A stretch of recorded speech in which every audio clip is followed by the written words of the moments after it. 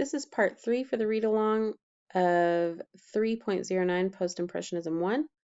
It's a very short video just to finish off this last little paragraph. For most of Cézanne's life, critics and the public ridiculed his work as that of a madman.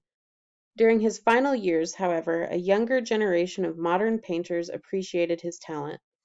As with many groundbreaking artists and movements, Cézanne's genius wasn't recognized by the mainstream until after the artist's death. So most of his life, he's creating these paintings that are so different from anything that's ever come before. And critics and people in the public thought he was a crazy person. They're like, what is he painting? We don't understand it. We don't get it. We don't like it.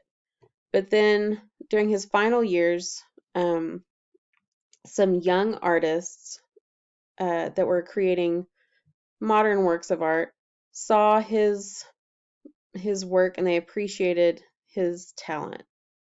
But as with a lot of artists who do something really new and groundbreaking and something that's very different from anything that came before it, his genius wasn't recognized by everyone until after he died. And that is it for the read-along for Unit 3.09, Post-Impressionism 1.